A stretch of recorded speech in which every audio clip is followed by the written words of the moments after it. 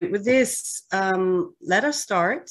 Warm welcome from my side. Warm welcome to this informal workshop on the world's large rivers initiative, UNESCO flagship initiative under the IHP program. My name is Claudia. I am Austria's ambassador here at UNESCO. And this initiative is being organized jointly by the Austrian delegation to UNESCO, the Austrian chair on integrated water management, Helmut Habersack, which you'll see here, and the UNESCO Secretariat, the IHP Secretariat. I'm very happy and pleased to have Christoph van den Berge with us, who represents the UNESCO Secretariat. He's jumping in for ADG Shamila, who, due to a last-minute urgency, cannot be with us. I'm also very happy to have with us Helmut Habersack, who is the UNESCO chair on chair on integrated water management, river management in Austria. And before I say a couple of introductory words, maybe some basic housekeeping rules. You should all hear me in French and English. We have translation thanks to our colleagues from UNESCO. Should you have any problems with the translation, the interpretation, please let us know, either by writing in the chat or by just opening up your mic. This is an informal meeting. We'll have an agenda, we'll go through it, but this is really supposed to be an interactive, very informal discussion where we jointly will come hopefully to a good understanding and a good result. This is what we hope to achieve today. So before I give Christoph the floor and invite Helmut to present the initiative, allow me to say a couple of introductory words. I'd like to just give you a brief outline of what today we're trying to achieve roughly in the next 1.5 hours. But as I said, we'll take you slowly with you. This is informal. Helmut will speak more in detail what the whole initiative is about and how it will support the achievement of these sustainable development goals. Suffice it for me to say that, as you're all aware, the world's large rivers are extremely important life arteries and extremely important for the quality of life of millions, if not billions of people. And they've been subjected to enormous pressure. Their importance for people's economy, they have huge cultural, social, but even spiritual importance. And what is quite astounding is, given this importance for so many people and for so many fields of life, it is quite astounding that we know so little about how they are, their status, and how they have developed over time. So that's basically what this initiative is about, a scientific a scientific approach to collecting data, the data which will be which will support the development of sound, evidence-based policy and water management for the world's large rivers. And I think the connection to the SDGs is very clear, not only to SDG 6, but to a broad range of SDGs. Basically, without water, there's no Agenda 2030, and certainly not the agenda for the African Union, the Africa we want. So the initiative has been developed already for quite some time. Helmut will all fill us in. Today, we really want to talk about where we stand with the rollout of this initiative in Africa. We'd like to explain to you how we see the further rollout of this in Africa, but we want to jointly do this.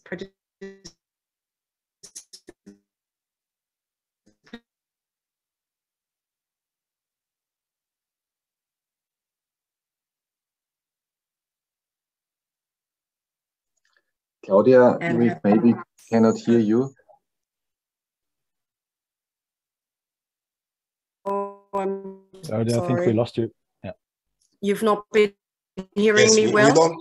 We don't hear you in the last two sentences.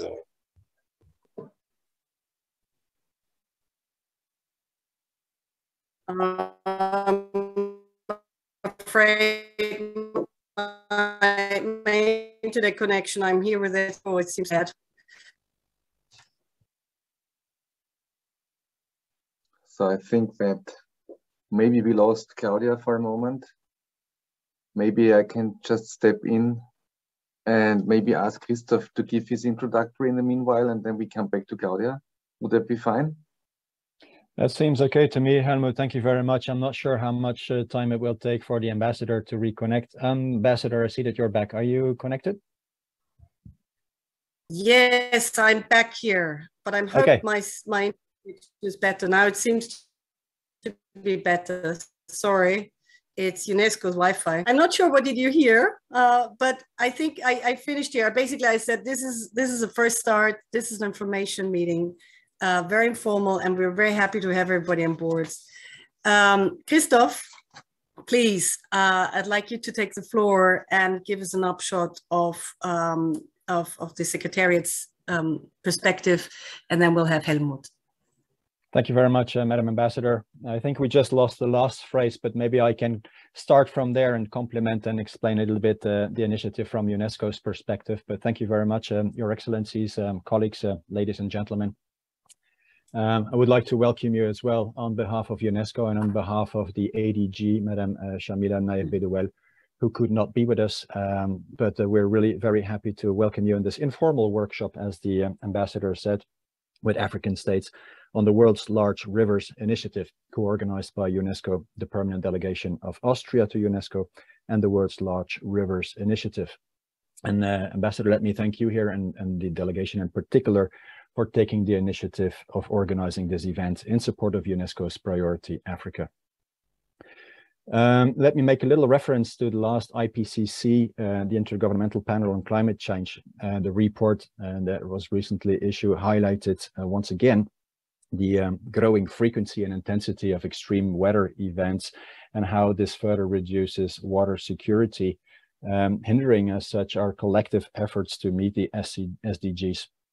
And I think these changes in precipitation and water availability further increase the risk of food and energy security. So it is a wider story, including in countries that share river basins. And for that reason, I believe it is very important that we raise the need for more cross-border collaboration to manage water resources in the face of climate change. Now, I believe that it is no secret if I say that most communities will feel the impact of climate change through their water resources, but water management also holds the key to building more resilience and adapting more effectively to climate change.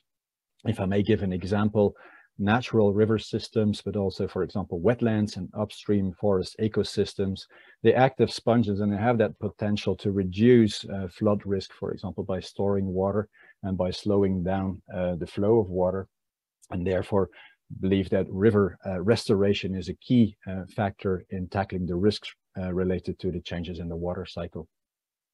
Improved water management is also a prerequisite for achieving the 2030 agenda and other water-related international agendas, and you made already a hint to the Africa Union agenda, but I will make reference as well to the Sendai framework.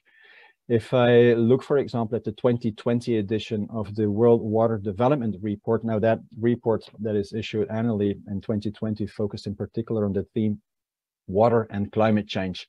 And it highlighted that particular critical role that water plays as a connector. And by connector, we mean that if you tackle challenges related to water, that allows actually to make progress and to tackle a much larger perspective and to reach a number of targets related to climate change under the Paris Agreement, but also under the Sendai Agreement, because it does relate to floods, it does relate to droughts, and hence it can reduce the disaster risk. We see water as well as a connector in another perspective, more in the connection between society and nature, and therefore we need to promote more holistic, more integrated, and a more interdisciplinary science. And I believe that UNESCO is well placed to provide an answer into that as well, because we need to move much more towards a transdisciplinary approach that supports, as you hinted at as well, that supports this evidence-based policy. Our decisions on water management affect not only the society, but also the natural environment, and therefore we must not only look at solutions that are driven and that are inspired by water sciences, but we should also rely on our sciences here, for example, in ecological sciences or in social sciences. And as I said, UNESCO has all these competences, has international programs under its wings that can provide an answer to this, if provided, of course, that we can bring all these disciplines together, and that's the challenge that we collectively face. Now, today's workshop will be presenting one of the flagship initiatives of the IHP, which, if I may remind it, is still the only UN organization dedicated to water research and to water management. And the recently launched 9th phase of the IHP is harnessing science to achieve a water-secure world in a changing environment. And I would like to take this opportunity to assure you once again that UNESCO strongly intends to keep strengthening its water sciences program to support related policies, but that we will also remain very active in the field of training. And of course, we don't do this on our own. We could not do this on our own. We have to rely there very strongly on our UNESCO water family. And this is a very strong asset of UNESCO, and in particular of the IHP.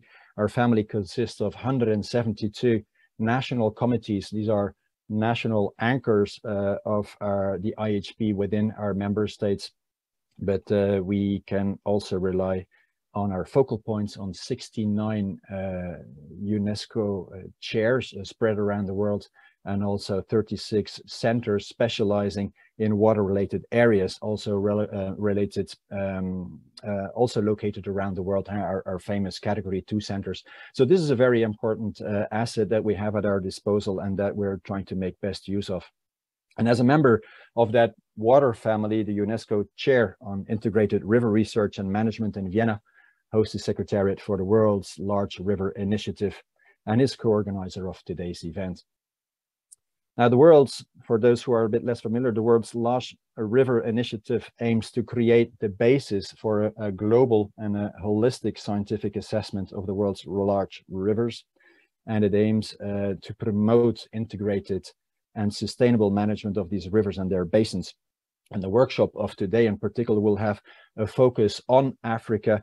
It will be a forum, as the ambassador said, it will be a forum for exchanges, and we'd like to keep it informal in that sense. And I invite you to raise questions after the presentation of Mr. Habersack. Our colleagues are at your disposal as well to respond to the extent possible. But we will have hopefully exchanges of how to build this initiative together and to respond best to the needs of your respective countries.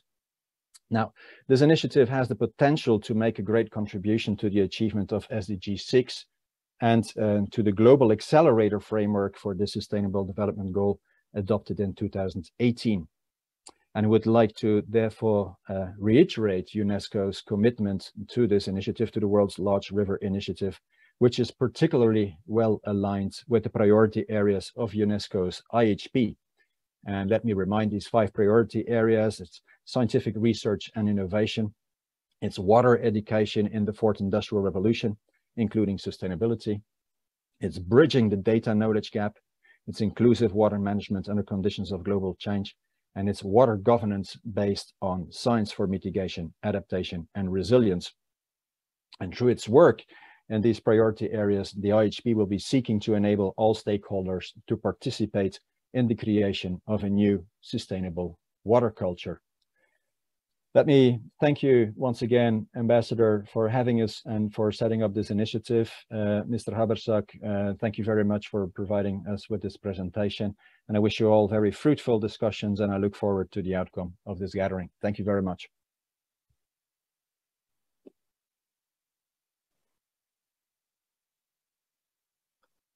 Oh, sorry for that. I just had to switch my computer. I tried with my laptop because on my desktop computer, the camera is so bad. Sorry, but the internet connection is too unstable within UNESCO. So sorry for that. You can't really properly see me because of my office. Can hear you. But at least you can hear me. Thank you so much, Christoph, for your introductory words. extremely important, the key messages that you just raised. We'll talk about this more in detail, but without further delay, Helmut Habersack, the Austrian UNESCO Chair on Integrated River Management and founder of the World Large Rivers Initiative. Helmut, please, it's all yours. Thank you very much for the kind introduction, Claudia, and also for the kind words of Mr. Vandenberge. I just tried to start my presentation. Can you see it now in presentation mode? Yes, perfectly. Okay, thank you very much. So, dear colleagues, especially from the African countries, today what I want to do is to give you an introduction to the initiative, what it is about, this World's Large Rivers Initiative, and also focus on Africa, because there's a strong need to our purpose to look into the situation of the African rivers because of climate change, but also many other topics that might be of interest. So if you look into the rivers from a space perspective, then you can see, of course, that they are lifelines in the landscape. Everyone that is going with an airplane, or if you go to a mountain, or if you go along a river, you see the quite complex network of rivers. So we are talking about large rivers, but I have to say that the word large was a long discussion within the initiative. It's not only large by the width of the river or the length of the river, or by the discharge of the river or the basin catchment size, it's also by the importance. So there are rivers on this globe which might not be large by this domain, but they might be large by importance in cultural dimension, economics dimension, and so on. And all these rivers, like you see some of them here, they are quite different. If you look to the Amazon or to the Ganges, or if you look to the Niger River or the Nile or the Mekong, they are quite different in a way, but also have a lot of common things together with. That's why we think it's very important to exchange the knowledge on these rivers and to look into their issues. And I was always astonished when I asked many people, do we have one overlook, let's say one report on the condition of all these rivers? Then the answer was no. Up to now, there are, of course, in each rivers, there are many valuable reports, and then river basin organizations in place and so on. They have a lot of detailed knowledge. But when it comes to a global perspective, comparable to climate change, then it's not really possible, easy, or not existing to have one report, let's say, with a common understanding of this planet's rivers, which reflect on the one side climate change, land use change, but also are important. And that's why we thought some years ago it might be interesting to look more into these rivers from a global perspective. Actually, all this is not very new, but it's important to start with this. That means that large rivers, especially, they are quite complex, they are dynamic, they are ecosystems. We talk about biodiversity losses these days, but also about climate change and land use change. And they are important for livelihoods of the humans. We all heard that before, so it can be short here. Economically, and also the cultural importance must not be forgotten. And I think that rivers are quite synonymous of the human perspective and human development. If you look into river and the water is flowing and passing you, it's quite interesting to the people to see this time flowing event as well. So rivers are not only three-dimensional creations, but they also have a fourth dimension, which is the time. They have multiple usage on them and pressures at the same time. So we talk these days even more about energy, as you may know, on a global scale, regionally even more on hydropower generation, water supply, drinking water supply coming and connecting maybe the mountains with the coast seems to be very important. We have a lot of industrial uses. We have fisheries, people living directly from fish. And also we have irrigation coming more important even with climate change, and we have navigation, also an important area. So on the one side, we have the importance for the natural conditions. On the other side, for us as humans and all our usages, they have also impacts. And that's why the rivers are one of the most heavily modified systems in the world, with adverse effects, as you see, on aquatic habitats and biodiversity. And this is all acting simultaneously at one river. So the problem we are facing is that we look into one river and every one of us wants something from the river, which might not be the same, which is contradicting, which leads to conflicts even, and so on. And we thought we are not going into a political discussion here. We just want to, let's say, define and collect and describe the scientific situation or the scientific basis we want to form for the discussion later on. So you can see a lot of multiple usages, and again here. On voit bien donc toute une série d'usages divers. Par exemple, l'irrigation, la navigation, les services écosystémiques et autres. Vous voyez ici l'Afrique et on voit qu'il y a un plus grand nombre de fleuves dans le contexte africain qui pourraient mériter d'être couverts. Des facteurs clés, eh bien, on voit que 2 milliards de personnes prélèvent directement de l'eau pour la consommer directement dans les fleuves. 37% des fleuves de plus de 1000 km de long sont libres, enfin, le cours n'est pas contraint sur toute la durée, sur toute la longueur. On voit bien que c'est finalement assez peu. On voit également qu'environ 12 millions de tonnes de poissons sont prélevés dans les rivières chaque année. Et on voit également que les populations dans les habitats d'eau douce ont chuté de 93% depuis 1970. Et puis, on voit bien que l'eau, le fleuve, d'une part, fournit de l'électricité, de l'hydroélectricité, mais également fournit une source d'alimentation et il faut trouver un équilibre. La question qui se pose est donc de savoir quel est l'état de ces différents fleuves et essayer de résumer tout cela pour voir comment améliorer l'état de ces fleuves. L'initiative est motivée par le fait qu'il n'y a pas aujourd'hui de rapport général sur l'état des grands fleuves du monde.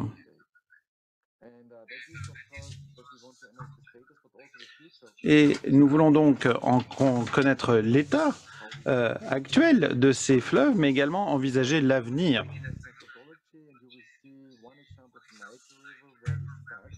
Nous avons donc un exemple de méthodologie, à savoir le fleuve Niger, où nous avons commencé à travailler, c'est ce que je vais vous montrer tout à l'heure. L'objectif est très ambitieux, il y a 300 fleuves sur lesquels nous voulons travailler avec le PHI, et donc avec vous. Pour l'instant, nous en avons couvert 3, donc 3 sur 300 seulement.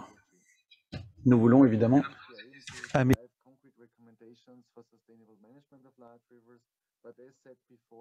This is not the major aim to interfere with management of the river itself, but to formulate the scientific basis for this. Decision making is not here. Also, the contribution of the countries is on a voluntary basis, of course. So we decided in a group of people, of scientists, we want to focus on 5 actions. The first one, which I mainly talk about, is the status reports on the future of the large rivers. So what is the condition? But this, of course, is not alone enough to write a report. We want to really close knowledge gaps, to have a knowledge transfer and knowledge exchange, global observatory, so to have real informations on gauging stations, going down to real data measured in the river, analyzed in the river, in order to see what the conditions is. And if we have different monitoring techniques and so on, to exchange how we can improve this situation.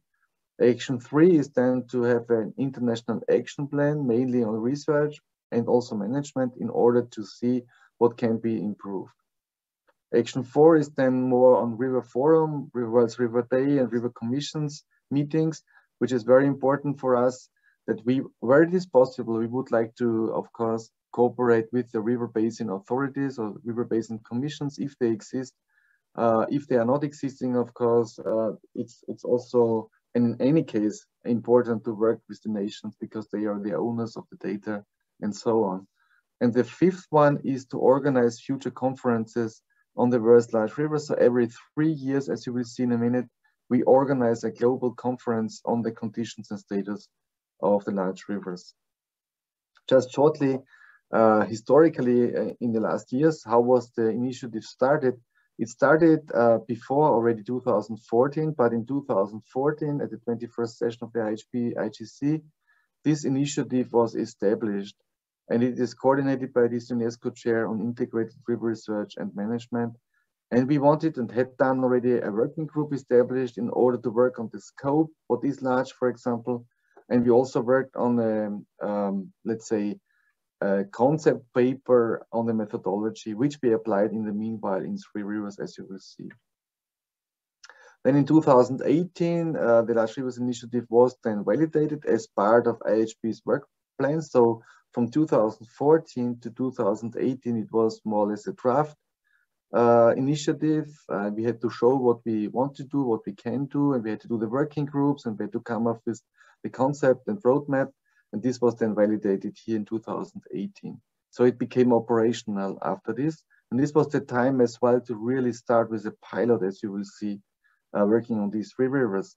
And now in this year's 25th session of the IGC of IHB, it was revalidated again by the Council, and its status as a flagship initiative was reaffirmed. And we are part, especially responsible for some pieces of the 9th program of the IHB. Now, to give you some insights of the work so far, we had already a series of conferences. It started at the beginning of everything here in 2011 in a conference in Vienna. We were quite happy to welcome there about 500 participants from 73 nations. This was the basis as well to start with the UNESCO initiative officially. Next one, we went into the largest river, which is the Amazon River. So we went to Brazil, to Manaus, and had a nice conference there in July 2014.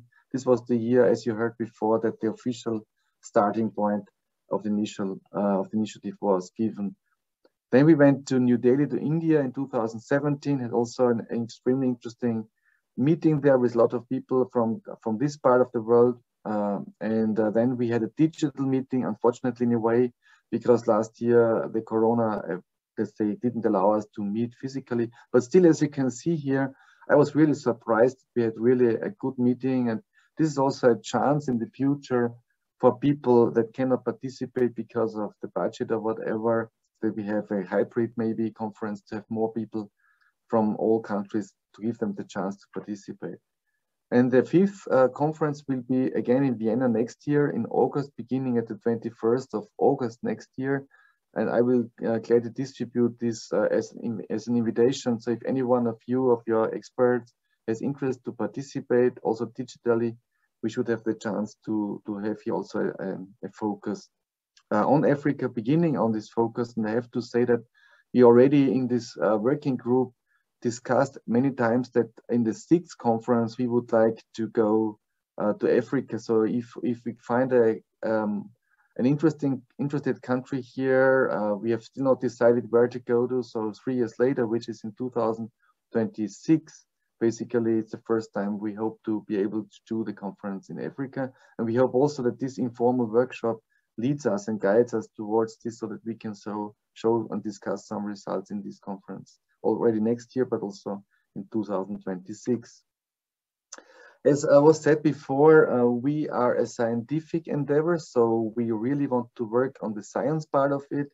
And without confusing you, we have published a series of special scientific journals in the best ones we have.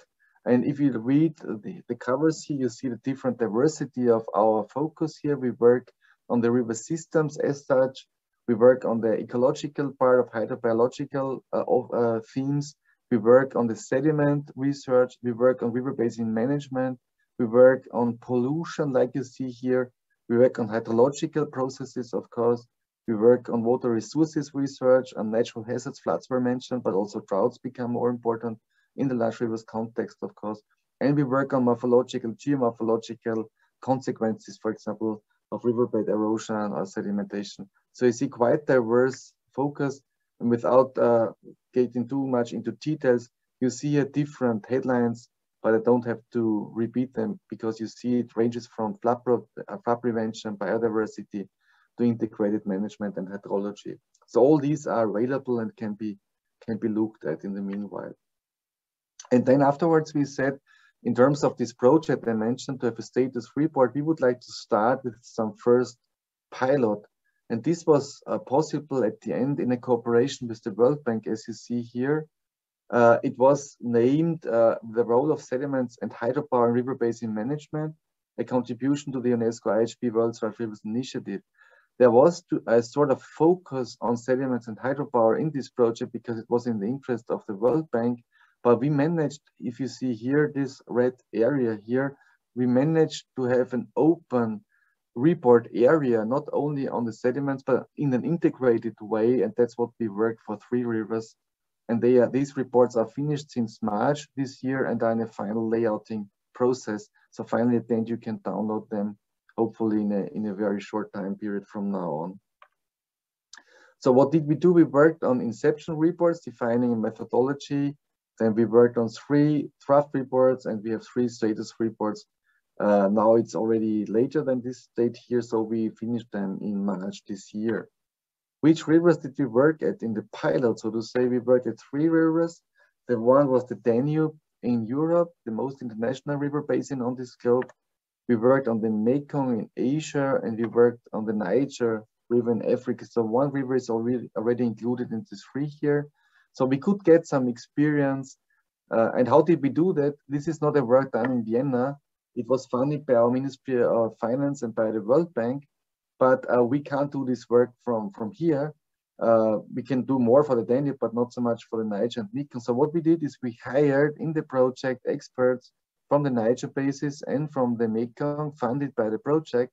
And that's exactly what we would like to do with other rivers in Africa, to try to get some funding there in order to hire the experts who know the rivers, and also to closely work together with the countries and with the river basin organizations in order to get access to the data, in order to do the analysis. And those experts, of course, know much better, you know much better your rivers than we do. The only thing what we do is a coordination and to make sure that the data analysis is done in a comparable way, because otherwise we can never come up with a global perspective.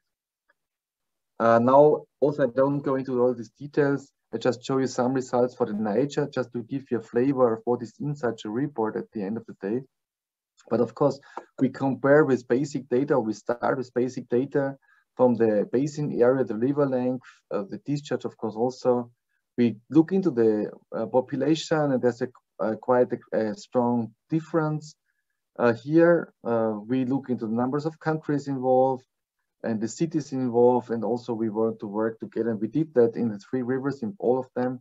We worked together with the ICPDR in the Danube, with the Mekong River Commission for the Mekong River, and with the Niger Basin Authority in the case of the African Niger River. And they got the report several times, and had a review process, and so they could authorize more or less the reports at the end of the day. Now, this might be a little bit complex, but most important is just to see that we have 4 different subjects, 4 different fields we work at. So we work on the water flow, how much water is in the river, and how is this changing over time, very important, and along the river.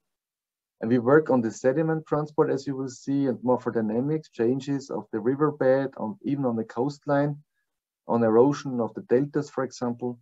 We work on the water quality and the ecology, and we work also on the river management and socioeconomics. In this part here, we find the hydropower, we find the irrigation, we find the navigation. And as you see, we defined here a lot of parameters.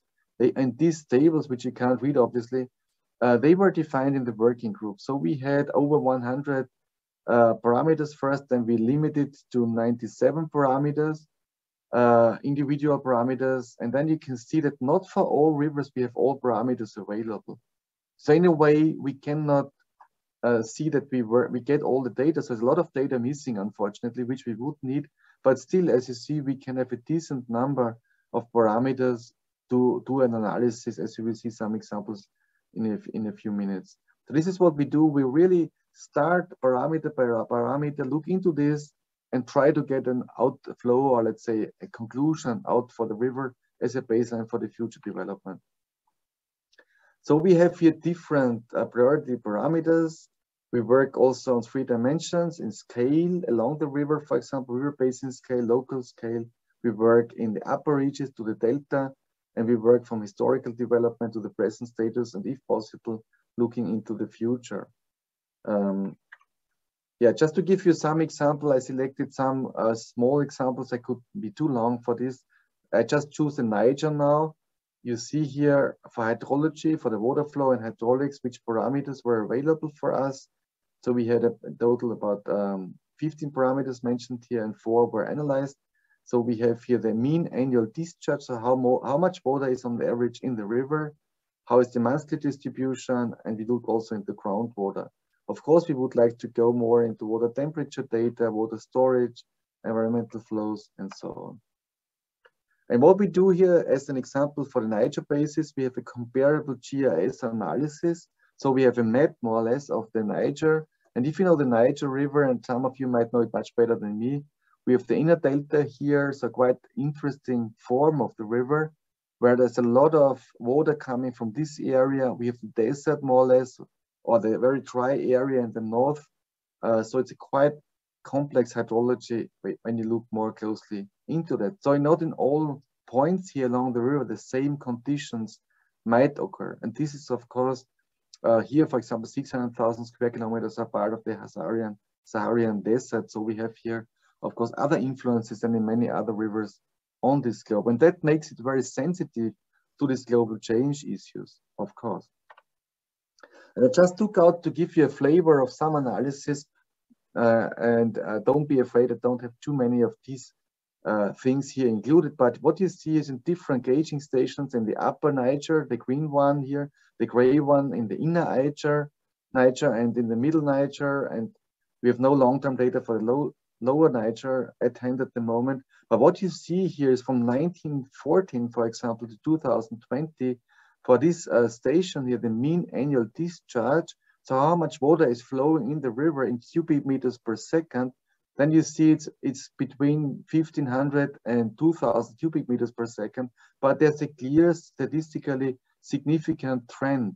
So from 1914, starting here to 2020, which is not too old the data, you see here quite a strong, significant decrease. So we have over the years a lot of less water in this river. I'm not talking about the reasons too much now, but it's not only a trend that goes down here, it's also a lot of changes along the time, as you see. But also in EMA, for example, here from 1929 to 2020, you see the decline as well. And you see it also in DRA here, the decline. So we can say minus of 45%, which is really a lot. I was very surprised when we saw this. Minus 40% here in the inner Niger and minus 28% in the middle Niger. So of course, this is a very crude, let's say, data set, but what we want to do is we go back to the original data. So that's what I said at the beginning. We have to work together with the countries and the basin authorities in order to take the data, and we are very thankful to the Niger Basin Authority that they gave us this data, and we work together with them and their experts to get to these results. But the graphs are always the same. So we do the similar thing for the Mekong and for the Danube. And this is showing us that there's some changes here. So there's, if you talk about climate change or not, or what is the influence, what we can say here is that there's a change. Now you can go even more in detail, of course, and I don't do it too much. You see here some periods. You know, we have a period here, a different one than more static conditions, a low period here. We were very surprised about this depression here in the years 1980 to 90, and then we have a higher level again here. So basically, we have here some intertropical convergence zones, which is due to the sulfur dioxide emission over Europe. It's also interesting to see that, which is the expectation why we had some depression here. But overall, you see the minus here, still the minus, but it was even worse in this period. So we have to see this, that the discharge, the water flow did not come back to the original conditions. So we have here these minus values still to observe. But this is not something where we can immediately say, now this has to be done to change it. But what is important is that we have to know this. We have to know this. We have to know the reasons why it is doing like this. And we have, of course, we can use this information afterwards to do some management works on this, or to think what can be done. For sure, it's important to have this information because this is important, of course, for the people living there. If you look at the numbers here, it's a quite big change that occurs here. Another examples is here the sediment transport morphodynamics. We work here on 11 parameters. Just to give you an example, this is what we call suspended sediment. So as you know, when you look into the river, it's almost never clear. It's not clear. It's brown, the water, and this is what the sediments, this is the erosion that takes place in the agricultural fields by soil erosion, or it comes from the catchment side, and so on. And when we then change the system, for example, if we build hydropower dams and we have a problem with the sediment continuity, then we get here a difference between the historical situation, the upper line here, to the existing line. We have not too much data, unfortunately, for the Niger, still up to now, so we can have only an estimation. But by this effect, we have about 40% reduction of the sediment outflow, and this is suspended sediment, so smaller 1 millimeter, that comes to the delta at the end of the day. So that means that we have here also for the payload reduction, but especially for the suspended load, a minus. This is also going up to the sand fraction more or less. The sand fraction will speed up the delta and the coastline and the shoreline and the beaches. You all know the beaches from the sea. We all like to go, and also was at the beach recently. But we have to see on the global scale that this is the sand is coming from the catchment, and if we have a minus of 40%, it must have a consequence. And one of the consequences for the Niger is, of course, that on the one side we have a reduction because of the hydropower plants, which are not too many or up to now, but at the same time we have different processes which are not occurring for the Danube and for the Mekong, which is here the sand dunes. This is the Niger River.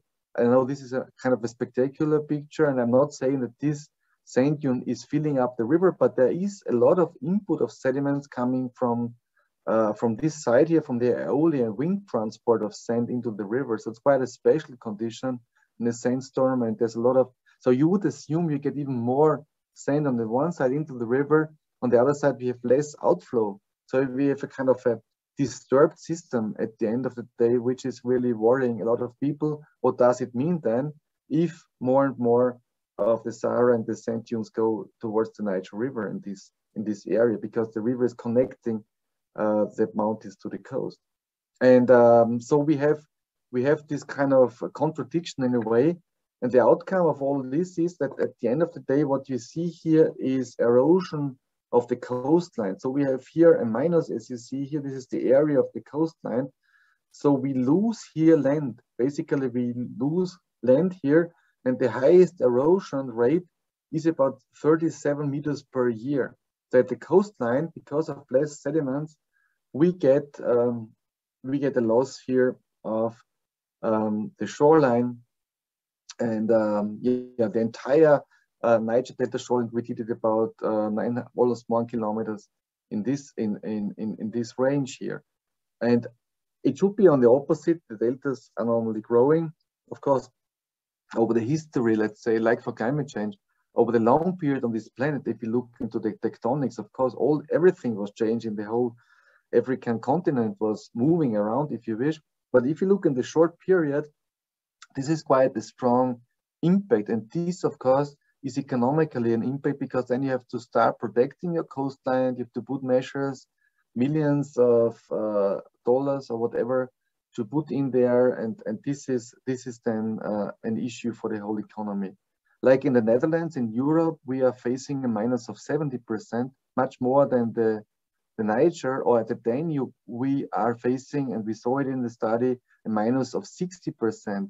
And there we have also coastline erosions, and they have to dredge the sand in the sea and to take it back to the coastline. And the same is done in Italy and in many rivers. So it's a global issue, but we don't know the numbers, so we went back to this and wanted to know the situation. And then we looked also into, of course, water quality and ecology, but I don't want to spend too much of this time. We looked into the number of endangered fish species, and the informations are quite scarce, so we don't know it. We know it more for some rivers, that there's a lot of losses of fish species and biomass occurring. However, the Niger is has a great diversity of species, about almost 300 river fish species, are there, we find them, especially the inner Niger Delta and floodplains are important. So if you change something in the system, of course, the floodplains, they are very much affected. And so we have to look into this. Also, the mangrove forests in Nigeria are the third largest in the world. And so we have an important ecological habitats, which we have to look at. Also from the economics importance, we must look into these areas a lot. Yeah, and that's number of fish species. And there is, of course, a potential to get less numbers here over time because of the influences of the people, of us, let's say, on a global scale on these rivers. Then we looked also into river management and socioeconomics. Just to give you some indication, we looked into hydropower. This is just the main stem. So the Niger River as such, we have 4 dams at the main stem. And there's an increasing trend, of course, going on. But if you compare what we did in the study with the Danube, which is here, the Danube, everything is done already, almost, you could say, since 1990, almost at the Danube, no new hydropower plant was built. Look at the Mekong, it shoots up directly like a rocket. You see, in the Mekong, it's a lot of hydropower plants being developed at the moment, and there's a lot of discussions going on what it does to the sediment transfer. We are not saying don't build the hydropower plants. We cannot say this. We are not a political institution. We just want to see what is the situation with this, and if there is an issue with sediment, for example, you have to just more or less redesign the type of hydropower plant in order to get the sediment through, and to make measures in order to make them more environmentally sound. If you look at the Niger, however, this is the line here, the bottom line, the yellow line, to see that there might be some developments going on in the Niger, and if so, then of course the experiences from the other rivers could support here development in order to make it more sustainable than at the Danube. If you look into fishing, we have of course a lot of influences, and it's very important, the fishing at the Niger, much more than at the Danube. So we have 1 to 4% of the Niger River Basin's gross domestic product comes from fisheries, which is a huge number. And we have a strong dependency of fish production on the hydrological conditions. So with the hydrology, with the water, we see the fish production. So if we change discharge, of course, it's quite logical, then we have an impact on the fishing. If we look into irrigation, the need might increase because of here the climate change impacts. Now, irrigation means where does the water come from? And if you take it out of the river, of course, it might get even less river for the downstream areas, or you might have some issues with the environment. So it's a lot of debates necessary, of course, to see how the climatic and hydrological conditions are. So we put together data and data points in order to have a baseline information on the historical development of irrigation and the future. All of this has to be overlaid here with the population development. We know that the number of people living in the catchment is very important. So we went a little bit into the socioeconomics and population development. You see the different countries of the Niger Basin here. And what you see clearly is the increase of the number from 40 billion people to almost over 160, 170 billion people in the basin. Different countries and colors you can identify here. And this, of course, means that the water demand in the basin, even for drinking water purposes, for irrigation, and for all the water usages for the people, is increasing very much. This is a big difference to the Danube, for example. I didn't put it in time-wise now, but we have the same graphic developed for the Danube, and you would see that for the Danube, we reach a plateau. In some countries, the population number is even going down. It's also increasing, of course, in the Mekong River. So at the end of the day, what we can do with the report is to see what is the conditions of population development on the one side, and what is the available discharge or the available water flow in the catchment. And you remember the water flow goes down, but the population number increases. So we might have, of course, the situation that it can be very important source of information to have this in one report for a comparison. We also looked into the social well-being. There's different indices you can use, the Human Development Index, for example, and for different countries. And you see here the high, very high, medium, low Human Development Index. And what you see is an improvement, which is the good news, we think. You see the lines go up. So this is a good indication for the people, for the African countries, especially here for the Niger Basin countries. What we have to see is to give, of course, also the chance to further develop and to give an improvement. And this is very closely related to the available water on the long term, together with the population development and with the different needs. There's only one Niger River, together with the tributaries, which has to fulfill this criteria. And the water, as you know, of course, is a baseline information for the Human Development Index, or can be a limitation for the growth on the other side if the water is not available. So to come back now to the last part of my presentation, what are we doing here? We think that the Large Rivers Initiative has a core contribution to the IHP 9. This is the 9th program, as you know. And there is a special activity 2 under output 1.7 in the operational program, which I don't want to go into detail, but here it's clear mentioned now, and it's a need now for the IHP program to prepare the status reports of up to 300 large rivers in partnership with other UN organizations and partners of the water family and the dissemination in events. But of course, this is then in the activity more described that it is together with the countries of the basins on a voluntary basis. So we have really a clear responsibility to work on this in the 9th program now. And of course, we contribute also to the outputs 1.9, 4.2 and other ones. So the Large Rivers Initiative is very much embedded, so to say, in the 9th program. And I also personally feel some responsibility as a chair here together with our country to support this development. Now to the focus of Africa, and you saw it in the concept note that was sent out before. We have listed here a number of rivers, and as I said at the beginning, we could have many more, because large is not only by size, which is a little bit reflected here, but it's also by importance. So if any country in Africa has a river which is important for some other reason than the discharge, it can be extended the list, of course. So we have the Congo, Limpopo, Niger, Nile, Okavango, Orange, Senegal, Volta, and Zambezi rivers with the countries here. I hope we didn't make a mistake, but this would be for the next period. Those countries you would really like to cooperate and work together on a voluntary basis, maybe together with the River Basin Organization in order to get forward. We think that we can contribute to central goals here, to the Agenda 2030.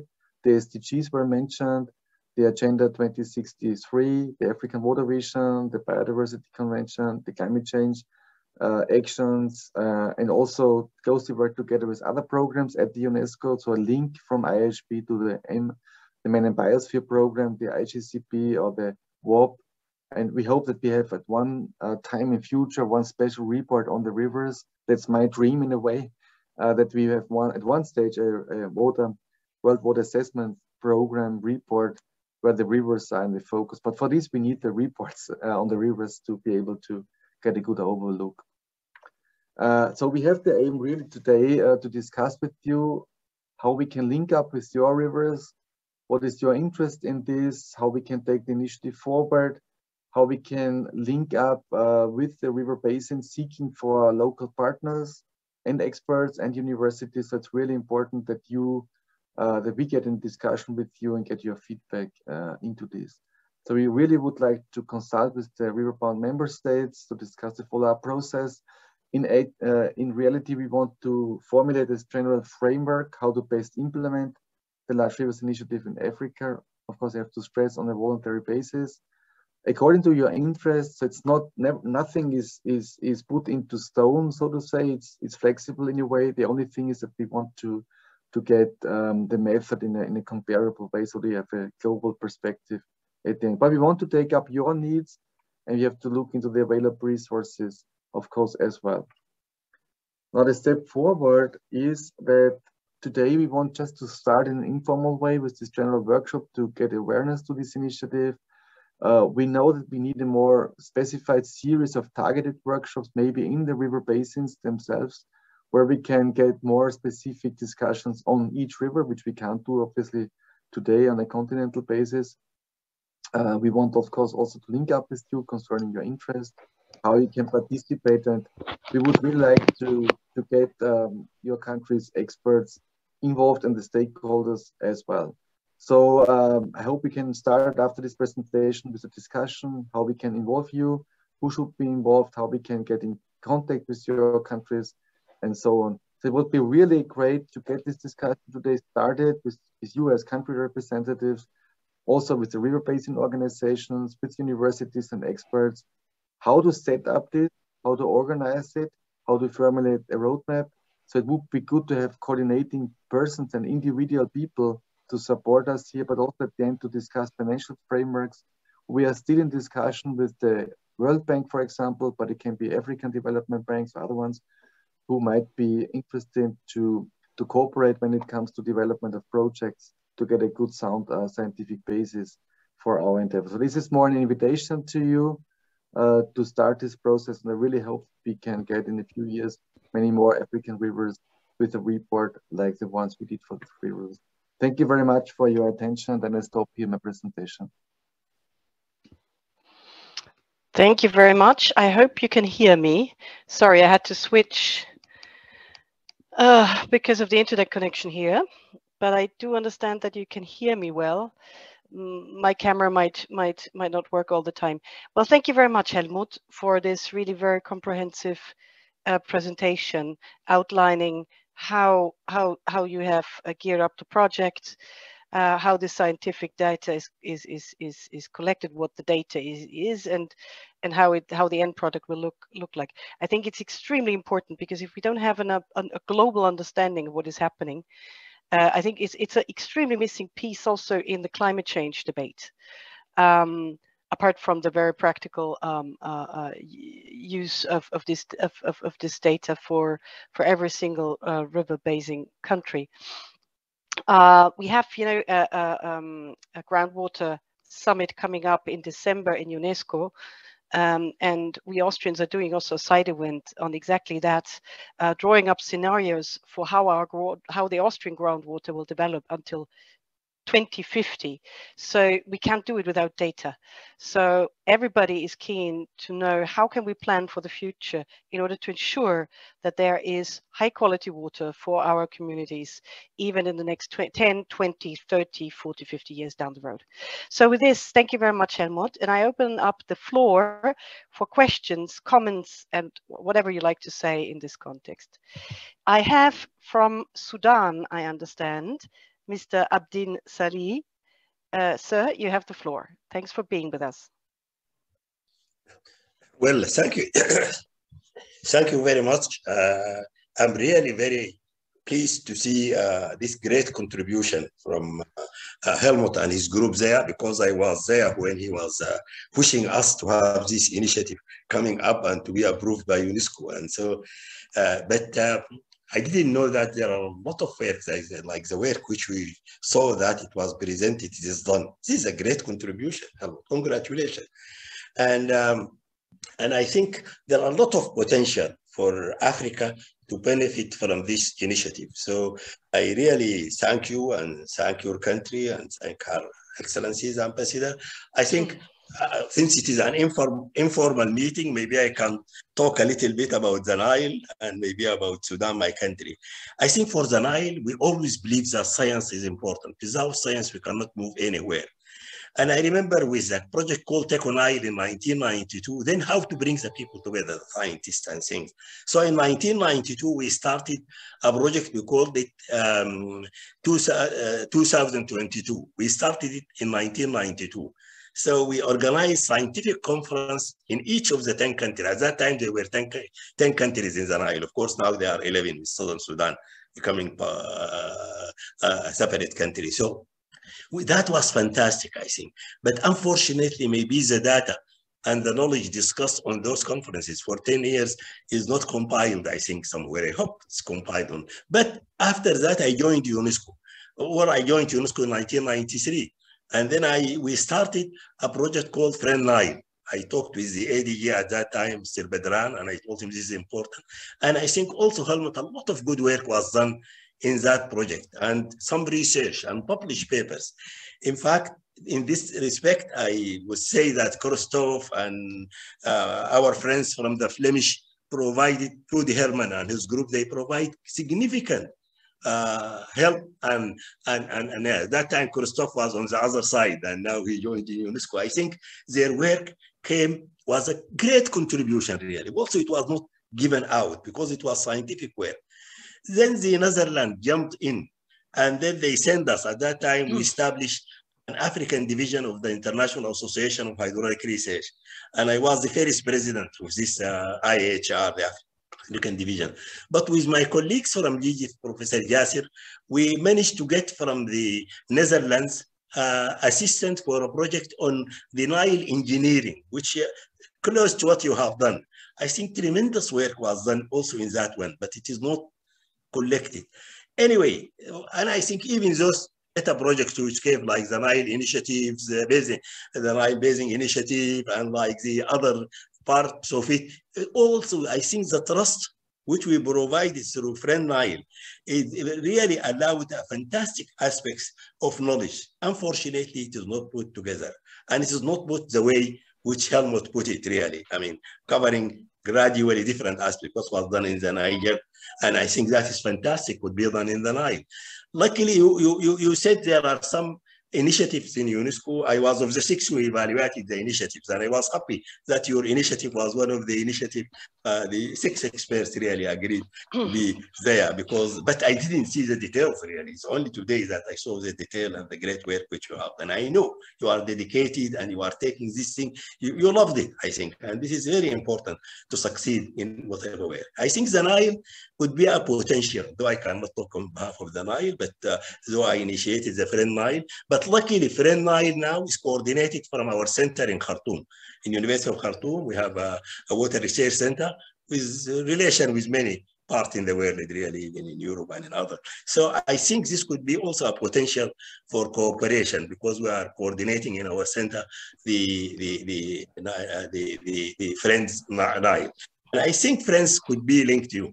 Of course, being also one of the founders of the Giwadi, I think also in arid zones, rivers which go through arid zones like our river, the Nile and things, and their characteristics and the demand and it would be different completely from other rivers which are, and there are a couple of rivers like the Nile where they pass through arid zone, and if it is not for that river, those countries would not have existed in the world. So I think the Nile would be an interesting place. I take this opportunity to thank you very much, my friend Helmut, and to thank the ambassador really for trying to support this and your country for trying to support this thing. I think the potential for Africa is great. I put my hat now as an African. I think we need to go beyond the Niger, and we thank you very much for what you have done in the Niger. Thank you very much. And then Christoph, though he is now in the other side, by hope with Rudy Gunn, is still the Flemish presence should be there, because they contributed tremendously to the Nile and to Friend Nile. Thank you very much. I'm sorry for talking too much. Thank you. No. There's never too much talking. Thank you so much for your contribution. Also, the great prospects for the Nile. The Nile is, I think, a very special case, and we're very conscious that for the Nile, I mean, we have 11 riverine countries. It's probably the Ferrari, with due respect to all the other large rivers in the world, but it's certainly one of the most interesting rivers. I have Anil from the UNESCO Secretariat who'd like to comment directly to what our distinguished colleague from Sudan just said. Anil, if you'd like to come in, please, and then I'll have our colleague from Senegal. Please, Anil. Yeah, thank you very much, Abdin, for having with us. Your visionary, your leadership is always appreciated in UNESCO. And also, I just want to inform you that the Global Friend Conference addressing unsolved problem in hydrology to water secure world will be organized next year in Senegal. So we will have, of course, side event of different initiatives, including we will work with Helmut, and we will bring all community together from the IHP side. So the Priority Africa, the initiatives working in Africa, we will bring together, and I'm very pleased to inform you that the Global Friend Conference will be held next year in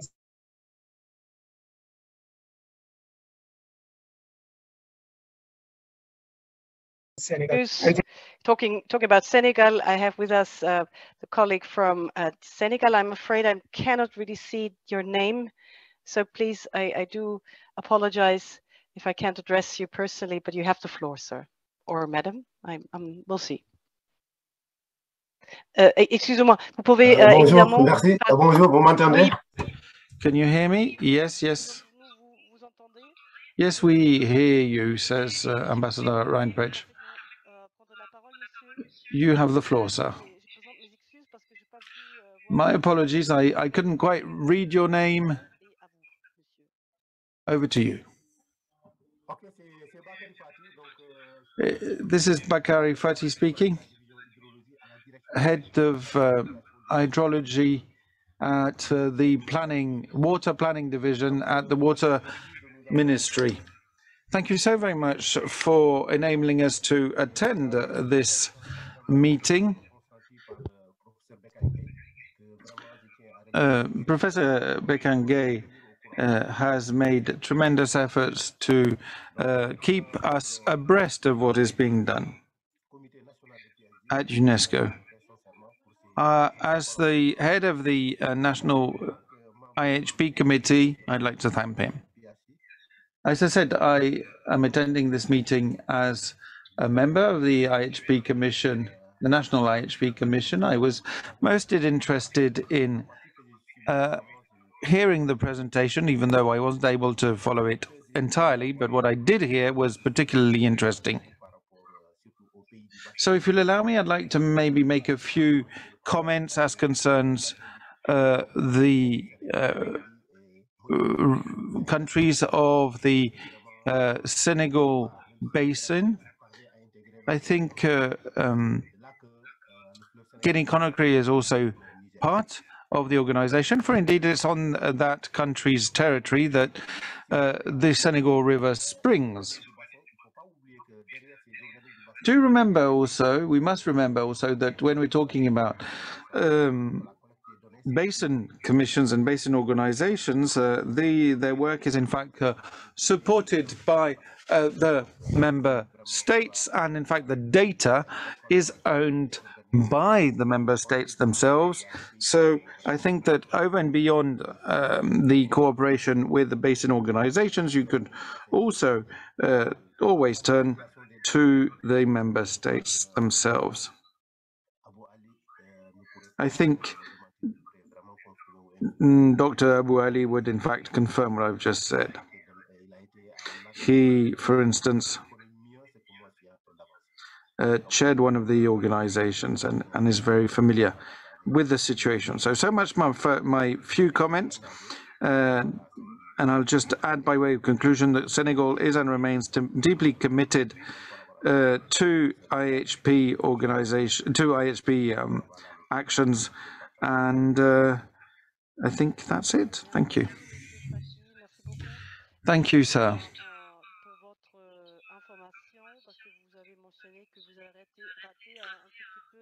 You said you missed a bit of the presentation. Let me just say that we have indeed recorded the session, and I will ask Helmut if he can upload the recording, which will enable you to access the whole session again. Thank you. Yeah, Claudia, I can upload the presentation after this meeting just to make sure that's the right version then. I think we have also some recording done, I'm not sure, which could be made available. Otherwise, I can for sure supply the presentation. No, indeed, Helmut. I just mentioned that we are recording this session, this workshop, And I will ask you to put the recording on your website together with the slides of your presentation. So we'll also ask UNESCO to put this on their YouTube channel so people can watch it and we can diffuse it further, because I do understand that because of the time of the year, maybe not everybody was able to participate today, but we'll have means of divulging this information further. Helmut, I have a question directly from Paulo Coelho, which is a beautiful name, a wonderful writer. Mr. Coelho comes from Angola, and he has a question. He put it in the chat, but maybe he'd like to also say some words online. But I just read out the question. Could African countries live only on the fishing resources of the river because the pressure in the sea ocean is too high? I would like to hear your opinion. Mr. Coelho, are you with us? You would like to take the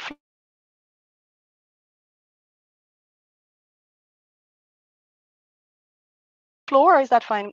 Or maybe there is an...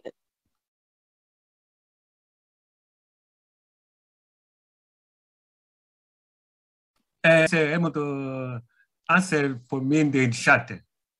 Is possible? Sure. Yeah. Okay, thank you.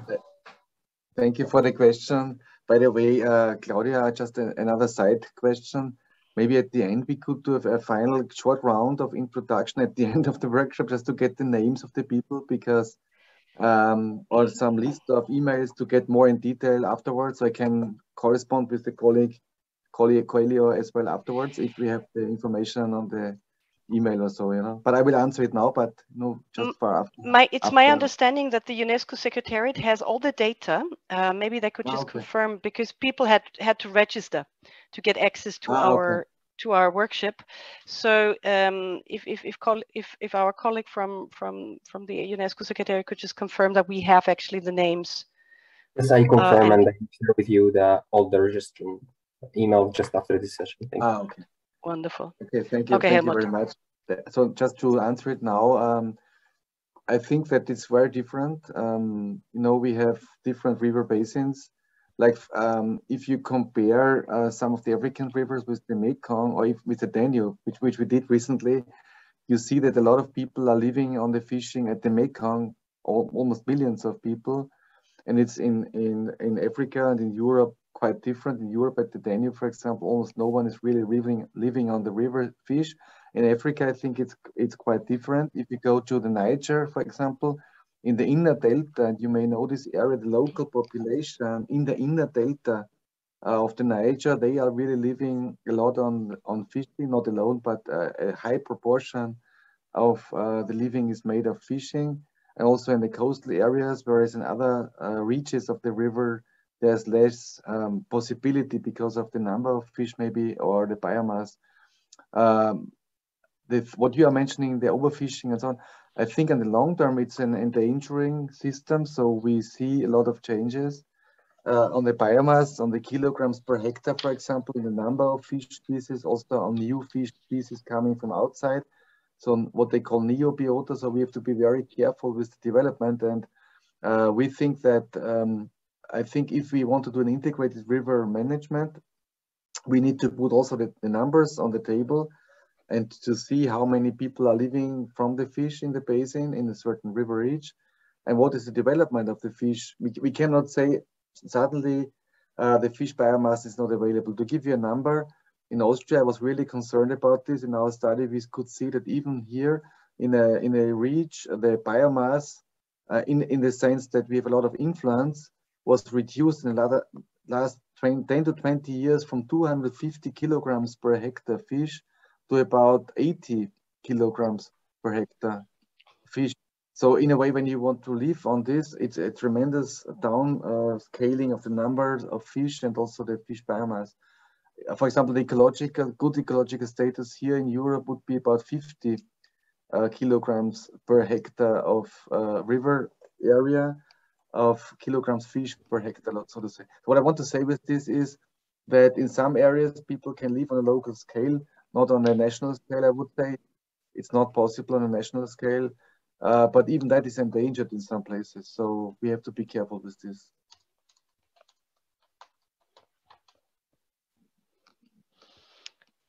Thank you very much, Helmut.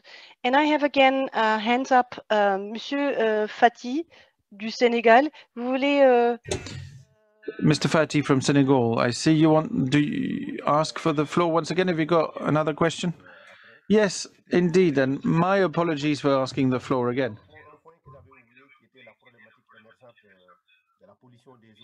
I forgot this emerging issue of water pollution in our various basins. I think pollution levels has become concerned and is worrying. We in the national or state hydrological services don't necessarily have the right kind of resources to manage that. In some parts, so for instance, in the upper Senegal basin or along the Gambia, there are gold mining operations, which leads to some heavy metals being discharged into the rivers. And I was wondering whether UNESCO might not be able to work on this issue indeed, to try and see how we can address this issue and start shaping a solution. Thank you. Sorry that my face is frozen. I have another question from Congo, Mr. Dinga, if I'm not wrong. Claudia, may I just answer this shortly? What the question was from Senegal? Of course, sorry. Yeah, yes, I just wanted to say that we need to wrap up. We only have, I think, another 10 minutes translation services. Yeah. So let's try to be short because we need to wrap up too. But go ahead. We just, I mean, in our reports we tackle this issue. So from the perspective of the status and development, we have included the chapter on this, but the rest we can discuss bilaterally, I guess. Yes, and now we have Mr. Dinga from Congo. Yes, merci beaucoup. Thank you. My name is Dinga Jean Bienvenu. I'm the focal point for the IHP in the Congo. I think we really have to look at this issue comprehensively and look at the entire basin. I work in the Congo, which is the second most powerful river in the world, second only to the Amazon. And I think we have to take into account a number of other things when UNESCO's works. For instance, making sure that the labs that monitor the quantity and quality of the waters can enjoy some support. Too often, up until now, we haven't really looked at the physical chemical quality of the waters, and I think that the technical services in cities, for instance, need assistance. As our Senegalese colleague rightly said, we do require some assistance to the national hydrological services. We said the data is owned by the governments, but if the governments don't get support, you won't get data. And one last thing maybe on the revision of hydrological standards. If Mr. Abu Amwani is online, he will know that the governments are waiting for support here to revise and adjust the hydrological standards because of the climate change. So I think we really need to be able to be in a position to address the issues and look at quantity, quality, and all these other issues that really affect a number of basins. Thank you. Thank you, Mr. Dinga. Would you like to respond maybe directly? I think it's a very good question what you raised, and the points are very valid. I think what we can do with this Large Rivers initiative is to show out of the 100 parameters, and the water pollution and all these parameters are part of it, so they are included. Where do we have data and which quality of data is there and what can we see with the data? And this can stimulate, let's say, investments as well, to say we need here more information. So we need here some budget or whatever in order to develop further the monitoring. Because what we see is, especially in Africa, but also in other countries, that some parameters are well covered, some others are not covered. But the same is true also in Europe. We cannot say that all 100 parameters we would like to have, they are there. As you saw, there are maybe 50, there are 40, maybe 30 parameters available. So if you look into the Congo, it would be very interesting to see out of the 100 parameters, what is where available. So maybe we can have some interaction after this meeting, if you want that, to get some first idea what is availability on data concern, what is the need for the future. So such a report can also stimulate because the awareness is increasing. You know, you see, compare rivers and see in this river you have this information, in the others you have not this information, to stimulate also funding schemes that there needs to be more monitoring done. But you have to show this what is missing, and you know, and why is it important. Yes, indeed, Helmut. We're going to talk about how we're going to have a targeted approach, which allows for a very systematic approach, helping also to get not only the experts in, but also the funding. I see Anil would like to come in. Anil, are you still with us? Because Anil. Yeah, I am in a mission, but it's very important. And I would like to emphasize and thank our delegations from different countries raising these issues of hydrological norms and standards. And I would like to inform you that IHP 9, we just came up with 151 activities. We are going with those activities. Please come back to us. The issue that you raised, please provide us input so that we can mobilize our initiatives such as World Large River Initiative, but also Water Quality Initiative, so that we can implement activities. I think IHP Secretariat is going to circulate once again to be active in the implementation of IHP 9, where we have more than 151 activities. So these are the time that you would need to be proactive, and we will, of course, support member states in addressing those challenges. And sorry, I'm away from this meeting, but I would also like to take opportunity for and thank Government of Austria and Helmut, UNESCO Chair, for presenting excellent workshop, and we will follow up on this. Thank you very much. Yes, thank you very much, Anil. Anil is in New York and he's sort of jumping from one meeting to the other. Thanks very much, Anil, that you had time. You used very every minute at your disposal to be with us. Thank you so much. I have Alexandros who'd like to come in. Please, Alexandros. Thank you very much, Claudia. Congratulations to, of course, Helmut and the delegation for bringing the initiative a little bit closer now to Africa. That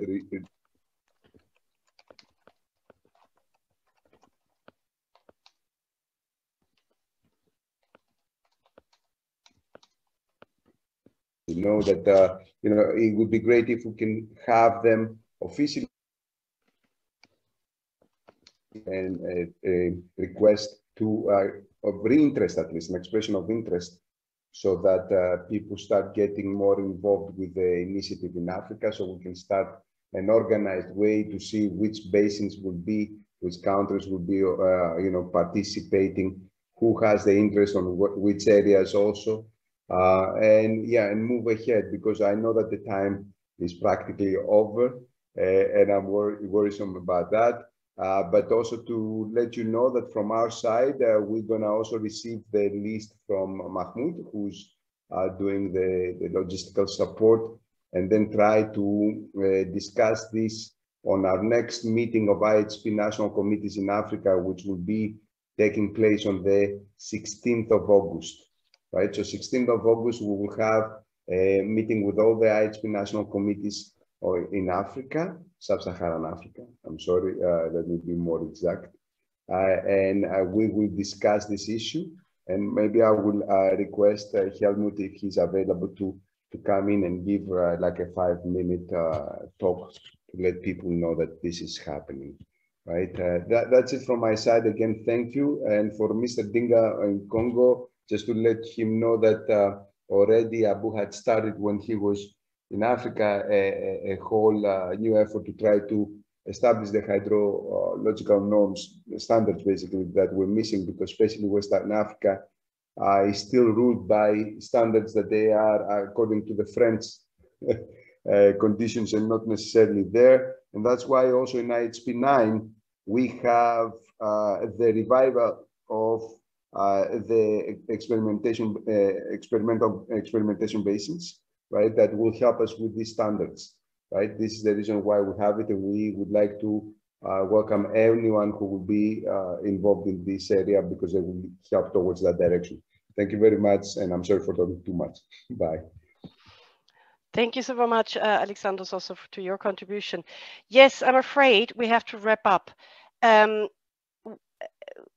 Unfortunately, we don't have enough time, but what we really want to do as a follow-up is, first of all, we'll do a wrap-up, a summary of what has been discussed in the slides, and certainly also the link for the for the recording of this event will be made available to you, to your delegations, to your national committees, and we'll send it out broadly. We'll then, in a second step, really try to identify the first rivers. Because we can't take all the rivers at once, but see to find one, maximum 2 rivers who'd like to, the countries of these rivers would like to start the work. And then we do very targeted workshops where we look very much closely and draw up an action plan, step by step, of how to come up with the data, how to involve all stakeholders, and how to end up with a product, which is the status report.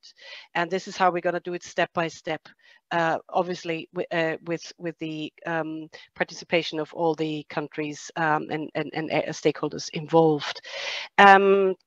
Please let us know by email or through any other means you find most convenient, whether you have interest in participating. We need all the support. We need really all the stakeholders on board. Within UNESCO, we always do it as inclusive as possible, most inclusive as possible. It's a great suggestion. Thank you very much, Alexandros, for Helmut to be part of that meeting on 16th of August. With this, if there are no further questions, Helmut would like just to say a couple of words, and Christoph maybe also a final word, last words, and then we wrap it up. And the next step, as I said, will be a letter from us with the information, and the further step will be trying to see who will be the partners for the next step. Thank you so much. Thank you, Claudia. I wanted just to thank you and your team, Claudia, for the organization of this work and the support of the initiative. Also, of course, the IP Secretariat and UNESCO in Paris, but also all of you that participated in this meeting. We had unfortunately not so much time to discuss everything, but if you are interested with your river, with your country to participate, to get more information, you can write me directly or via Claudia or via the HP Secretariat.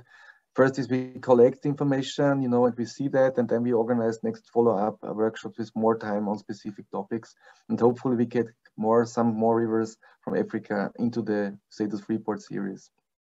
Thank you very much. Thank you. Christoph, please. Thank you, Ambassador. I'm not going to make it much longer in the interest of time, but just let me thank you as well, and Helmut for the excellent presentation, and you for the initiative. I think you managed to set the stage, and I'm very happy to see this interest. I hope it offers an opportunity to build a little bit more data from our side. And now I'm speaking here as the chief of the dealing with the program IGCP. Helmut, I saw as well from your presentation that you would be interested in a closer cooperation. We absolutely share that as well. So from our side, also happy to contribute where we can. And I will be very curious to see this moving forward. Thank you very much. Thank you very much, Christoph. Alexandros, do you still want to say something? Because I see you have your hands up. Or is that an old hand? Oh, no, I'm sorry. I just forgot to lower it. Don't worry. I'm done. Thank you. All right. With that, with this, big thanks to UNESCO Secretariat team for setting up this Teams link, the Zoom link.